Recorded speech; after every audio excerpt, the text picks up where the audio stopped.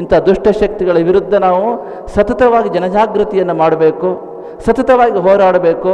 ಧರ್ಮಕ್ಕೆ ವಿಜಯ ಎನ್ನುವ ಸತ್ಯವನ್ನು ನಾವು ಅರಿತುಕೊಂಡು ಎಷ್ಟೇ ಕಷ್ಟ ಬರಲಿ, ಎಷ್ಟೇ ನೋವು ಬರಲಿ, ಎಷ್ಟೇ ಅಪಮಾನ ಆಗಲಿ, ನಾವು ನ್ಯಾಯ ಮಾರ್ಗವನ್ನು ಮುಂದಿಟ್ಟುಕೊಂಡು ನ್ಯಾಯ ಮಾರ್ಗವನ್ನು ಅನುಸರಿಸುತ್ತಾ ನಾವು ಬದುಕಬೇಕು. ಅಂತಹ ಒಂದು ಸಂದೇಶವನ್ನು ವಿಜಯದಶಮಿ ನಮಗೆ ಕೊಡ್ತಾ ಇದೆ. ವಿಜಯದಶಮಿ ಅಂತಂದರೆ ಧರ್ಮಕ್ಕೆ ವಿಜಯ, ನ್ಯಾಯಕ್ಕೆ ವಿಜಯ, ಆ ಒಂದು ಸತ್ಯ ಮಾರ್ಗಕ್ಕೆ ವಿಜಯ.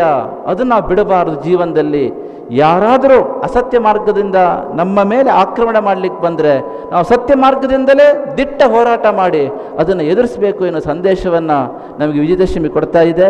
ಆದ್ದರಿಂದ ನೀವೆಲ್ಲರೂ ಜಾಗೃತರಾಗಬೇಕು. ಮಹಾಪರಿವರ್ತನೆಯ ಆ ಒಂದು ಪರಿವರ್ತನೆಯ ಮಹಾಯುಗಕ್ಕೆ ನಾವೆಲ್ಲ ಈ ಒಂದು ವಿಜಯದಶಮಿ ನಾಂದಿ ಹಾಡುವ.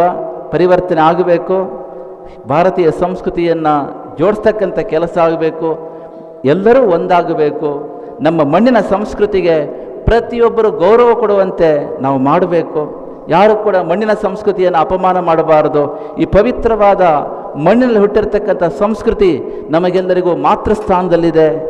ಆದ್ದರಿಂದ ತಾಯಿಯ ಸೇವೆಯನ್ನು ಮಾಡುವುದು, ತಾಯಿಯ ಸಂರಕ್ಷಣೆಯನ್ನು ಮಾಡುವುದು ಮಕ್ಕಳಾಗಿರ್ತಕ್ಕಂಥ ನಮ್ಮೆಲ್ಲರ ಆದ್ಯ ಕರ್ತವ್ಯ ಆಗಿದೆ. ಆದ್ದರಿಂದ ಈ ನಿಟ್ಟಿನಲ್ಲಿ ನೀವೆಲ್ಲರೂ ಕೂಡ ಧರ್ಮವಂತರಾಗಿ ಬಾಳ್ತಾ ಆ ದೇವಿಯ ಪರಿಪೂರ್ಣ ಅನುಗ್ರಹಕ್ಕೆ ಪಾತ್ರರಾಗಬೇಕು ಅಂತ ಹೇಳ್ತಾ, ವಿಶೇಷವಾಗಿ ನವರಾತ್ರಿ ಸಂದರ್ಭದಲ್ಲಿ